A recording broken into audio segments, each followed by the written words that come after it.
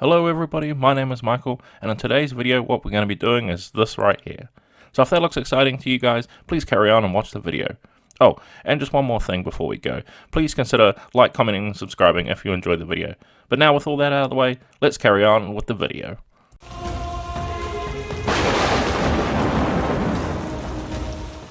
Okay, so starting off with our Dragonborn miniature here, I'm going to be using Necromancer Cloak because I'm going to be painting up a black Dragonborn. Now, the good thing about Dragonborn is they can come in a variety of colours. They can be black, they can be red, they can be copper, so many colours to choose from. I'm going with a black Dragonborn here, doing something a little bit different because you see a lot of painting tutorials and stuff online with them being red. So I'm going with a black here, switch it up and go for a little bit of a different colour. So Necromancer Cloak to start off with, going over everywhere where the skin scales would be showing. So once we have all his body scales picked out, I'm going to come in now with some charred brown, which is a nice dark brown. And we're going to be using the charred brown to just be painting up his pants, as you can see here. He's just got some nice pants on him, just underneath all his sort of more flashy show-off skirt thing here. So we're going to use charred brown to just get underneath there, a nice dark color, keep it nice and neutral before we start moving into the more flashy stuff for our Dragonborn here. So now we've painted up his pants. What we're going to be doing now is coming in with some royal purple, and the royal purple we're going to be using to be painting up the main part of his skirt that he's got on here. So I'm also going to be just avoiding the trim along the outside. There is maybe a little bit hard to see on camera, but there is actually a little bit of a trim, so I'm going to try and avoid that as much as possible. Of course, it can go over it sometimes, but we want to be avoiding that as much as possible because we're going to come in with a little bit of a different color to help spice it up a little bit, add a bit more visual interest.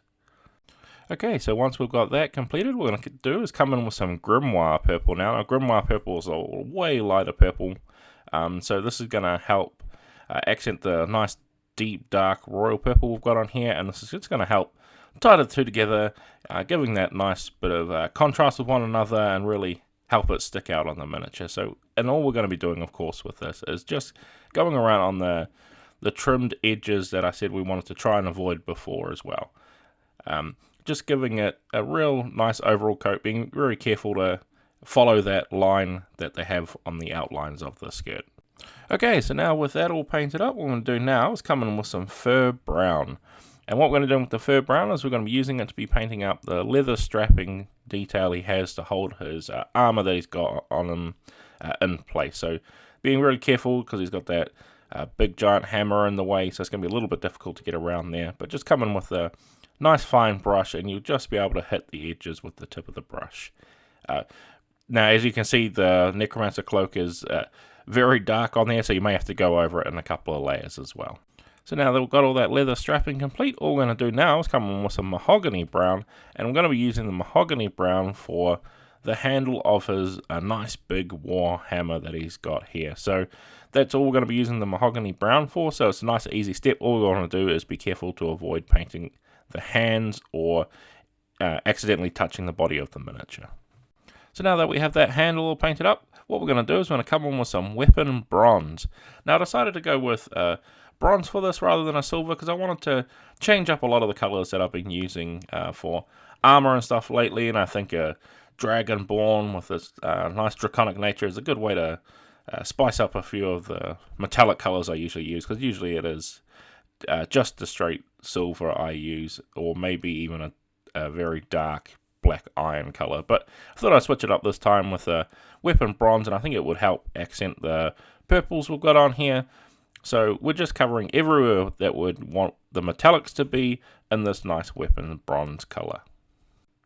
So now we have his armor all painted up. We're going to come in now with some gunmetal, and as you can see, I've just left just a couple of spots like on the end of his warhammer here, and just a little bit of the knee pads that he has on his boots that he's wearing, or greaves, I guess. He's not really wearing boots. And I've just left a couple bits out there, so I could come in with a different metallic color and add a bit more visual interest to the miniature. So just coming in here with the silver to help vary it up from it being all straight bronze. And as you can see there, he has a little bit of a metal plate just around his chest as well, so don't forget that too. Now we have those silver pieces picked out. All I'm going to be doing now is coming in with some oak brown. And for our oak brown, all we're going to be doing is we're just going to be coming over here.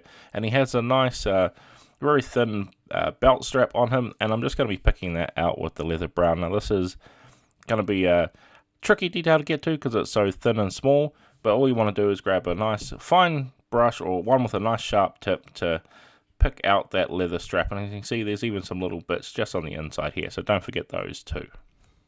Then once we have his belt painted in, what I'm going to be doing now is coming in with some cavalry brown and some stonewall grey. And all I'm going to be doing with these colours is I'm just going to be using them here for the nice pouches he has on him. Now, this is totally up to you. You can use whatever brown colour or khaki colour, whatever colour you sort of want here. I'm going this nice cavalry brown because it's very red in colour, and some stonewall grey just to have a nice neutral colour on the piece as well.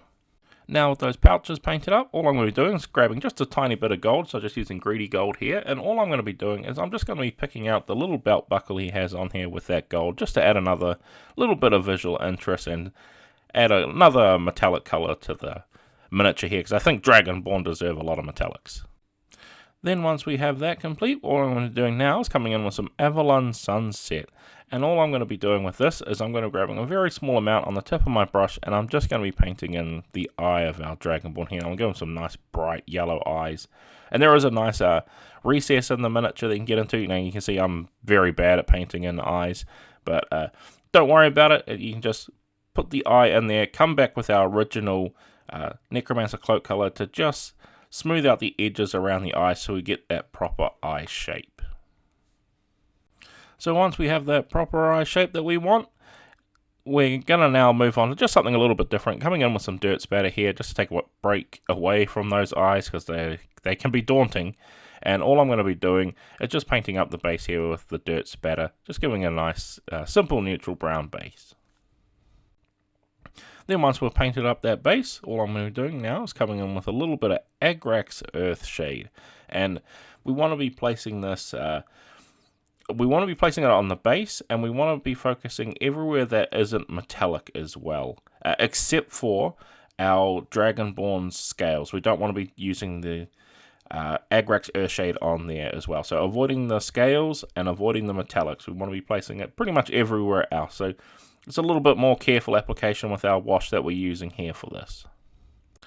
Then once that is complete, what we're going to be doing now is moving on with some nuln oil. Now this nuln oil, what we're going to be doing is we want to be placing it over our metallics, except for our weapon bronze. I'm not going to be placing it over the weapon bronze. I'm using a different wash for that. So we want to be placing it over all our silver detail, and as well as that, we also want to be placing our nuln oil over our Dragonborn scales to really darken him down, make him look a lot more like a black Dragonborn. And nuln oil is going to really help with that and enhance the shadows with the blackness as well. So just being very careful to avoid any of the other areas, and remember, we're not doing it on the weapon bronze. Okay, so once our nuln oil is completely dry, we're going to be coming in with some Reikland Flesh Shade now. Now this here is the wash that we're going to be using over our weapon bronze. I'm using Reikland Flesh Shade because I want to give it more of a reddish hue to it rather than just darkening it straight down with the nuln oil like I usually do over metallic. So the Reikland Flesh Shade is going to really help add in another layer of colour to our miniatures and really help separate them out, adding that slightly reddish hue to our weapon bronze, really bringing that nice vibrant bronze colour out with that wash. Then now with all those washes complete, what we're going to be doing is we're going to be coming back in with some necromancer cloak, and what I'm going to be doing with that is all I'm going to be doing is grabbing a nice fine tip brush, and I'm just going to be highlighting all the sharpest points of the detail to help bring them back up a little bit. And of course this can be a little bit tedious with Dragonborn here, because I'm going to be also picking out a few of the scales, being really careful to not just paint the miniature again. We want to be just hitting the little bits of the scales we can see on there. Okay, so once we've picked out some highlights and some of those little bits of scales, we're going to come in now with some basalt grey. And with the basalt grey, what we're going to be doing now is we're going to be doing the exact same thing, but just in a smaller area, since our basalt grey is a lot lighter in tone and a lot more grey than our necromancer cloak. We want to be using this a little bit more sparingly, so just adding it in those very highest points. And it's going to help really bring out the scales nicely amongst those nice deep black scales that we have with our washes, and of course with the necromancer cloak as well. And then with all those scales picked out, what we want to be doing now is we're going to be coming in with some weapon bronze and gun metal, and I'm just going to be mixing a little bit of the gun metal into our weapon bronze just to lighten it up just a touch. And I'm just going to be doing the exact same thing we did to the scales, picking out the edges, picking out the little bits of like scaling pattern he has on his armor, and really trying to lighten those areas up to make it look like the sun is coming down and adding in the highlights. I also forgot to mention too, I lost the footage of me putting in the eyes of our Dragonborn, so sorry about that, but all I did was just grab a nice fine tip brush and just very carefully dot it. It took me a few times to get it, but don't worry, it's nice and easy to still paint over at that stage. So once we have all that complete, what we're going to be doing now is coming back in with the grimoire purple, and this is of course just to be highlighting the edges of the miniature to bring that purple back. And then once we've done this, we've completed our miniature, and all I'm going to be doing is adding a few tufts of grass, try to make the base look a little bit nicer and more cohesive, and this part is of course totally up to you what you want to do with the basing. So stay tuned for the reveal of the miniature and we'll see how it turned out.